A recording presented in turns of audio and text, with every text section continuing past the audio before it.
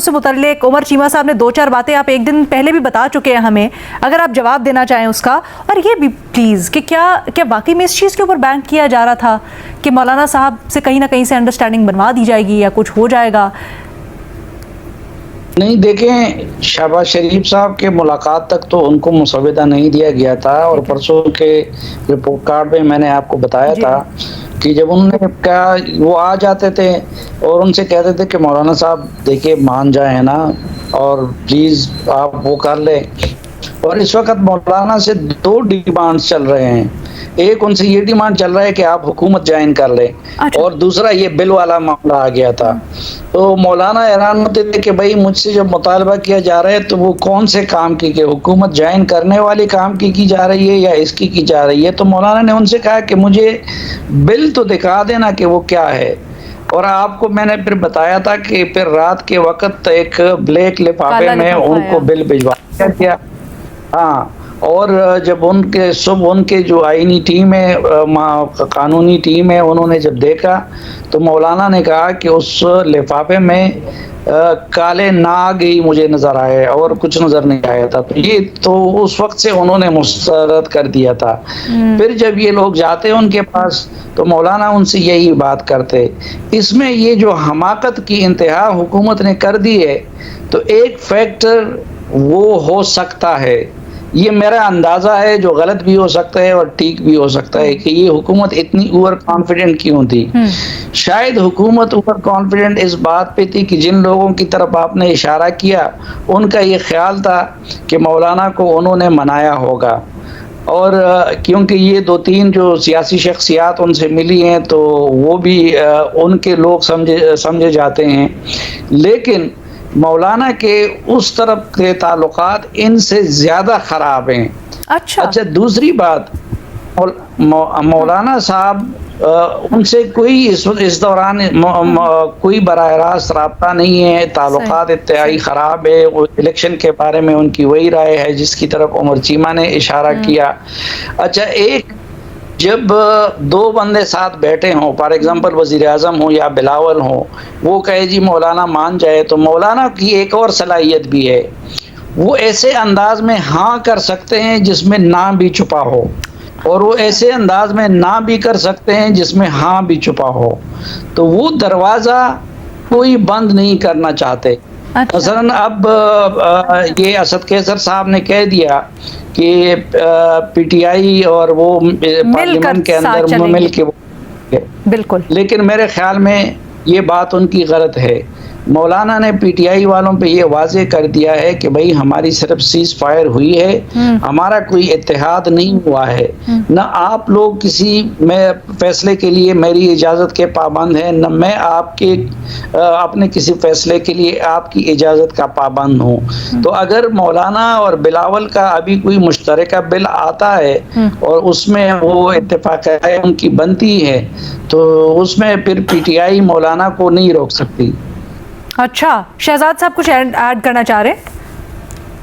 जी, मैं उमर चीमा की इस बात से बिल्कुल इत्तेफाक करता हूं कि ये जो मलबा डालना कि लॉ मिनिस्टर और मोहसिन नकवी जो है वो मौलाना को कन्विंस नहीं कर सके, मेरे ख्याल से ये हुकूमत की तरफ से तो हो सकता है इस तरह की बातें की जाए कि मलबा उनके ऊपर डाल दे। इसके अलावा तो सदर मुमलिकत हो, शहबाज शरीफ हो, ये सारे मौलाना साहब से मिल चुके थे, इसहाक डार साहब मिल चुके थे। तो ऐसा नहीं है कि सिर्फ ये 2 लोगों पे छोड़ दिया गया था कि आप मौलाना को कन्विंस करें।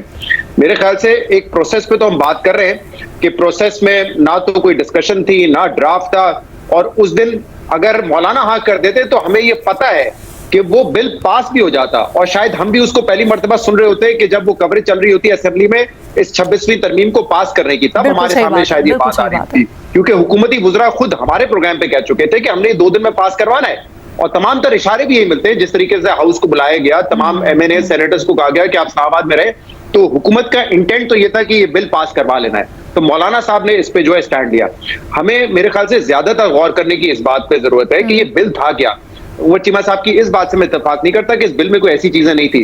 देखिए, ये जो हम तहरीक इंसाफ के दौर में हमने देखा था ना कि 2019 में क्या हुआ था, उसी वक्त से प्लान था कि काजी फाइज ईसा के खिलाफ केस करना है ताकि वो बाद में चीफ जस्टिस ना बन सके, खासतौर पर जब इलेक्शन हो रहे। उसी वक्त से ये फैसला कर लिया गया था कि जनरल बाजवा को एक्सटेंशन देनी है ताकि जब 2023 आए 2022 आए तो उस वक्त फिर जनरल फैज को हम चीफ बना सके ताकि वो इलेक्शन के वक्त चीफ हो। जी, और ये ऑपोजिशन ने यही कह के हुकूमत गिराई थी ना, पीडीएम जो हुकूमत आई थी, जिसको 10 साल प्लान कहा जाता था। इस हुकूमत का भी अगर आप देखें तो ये हर पोजीशन के हवाले से अपनी फील्डिंग रखना चाहते थे ताकि किसी तरह जो अगला इलेक्शन है वो भी सिक्योर कर रहे हैं। जैसे हमने डिस्कस किया कि ये कह रहे हैं कि मंसूर अली शाह साहब अगले चीफ जस्टिस होंगे सुप्रीम कोर्ट के, लेकिन वो तमाम तर पावर्स ट्रांसफर करना चाहते हैं आईनी अदालत में, और बातें इशारे ये मिलते, मेरे जवाब मुकम्मल होने दीजिएगा, कि बातें इशारे ये मिलते हैं कि उनकी ख्वाहिश है कि काजी फाइज ईसा साहब उस आईनी अदालत के पहले चीफ जस्टिस बन जाए, जैसे कभी सलीम साहब ने भी कहा। फिर दूसरी तरफ इलेक्शन कमीशन जहां पे जो मुतनाज़ा हो चुकी है, इस एक फेल्ड इलेक्शन करवाने के बाद उसी चीफ इलेक्शन कमीशन को और उसके मेंबरान को दोबारा किस तरीके से रीइंस्टेट किया जाए, उनकी मुद्दत मुलाजमत में दोबारा तौसी कैसी जाए, उसकी पूरी फील्डिंग इन प्लेस करने की इन्होंने कोशिश की।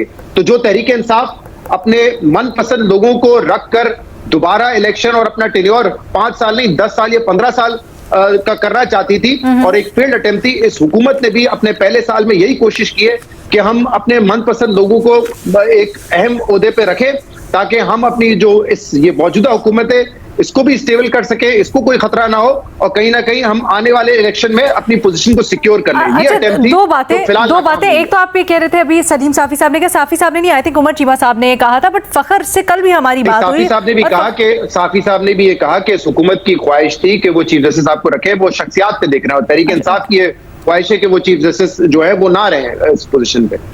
फ़खर से कल भी बात हुई और फ़खर इस बात से अग्री नहीं करते। वो कहते हैं उनके ज़राए या उनकी जो मालूमात है उसके मुताबिक ये सब कुछ इसलिए नहीं हो रहा है। फ़खर कुछ ऐड करना चाहेंगे आप?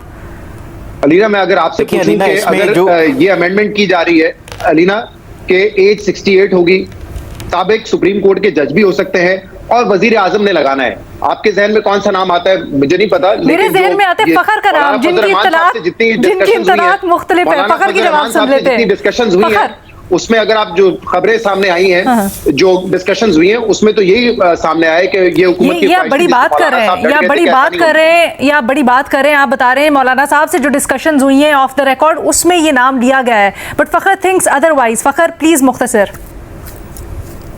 अलीना, बिल्कुल, मैं ये मेरा नहीं ख्याल कि हुकूमत सिर्फ एक फ़र्द वाहिद के लिए ही ये जो आईनी कोर्ट है उसको बढ़ा रही है या उसके हवाले से ये जो एक डाला गया है कि 68 ईयर वाला हो।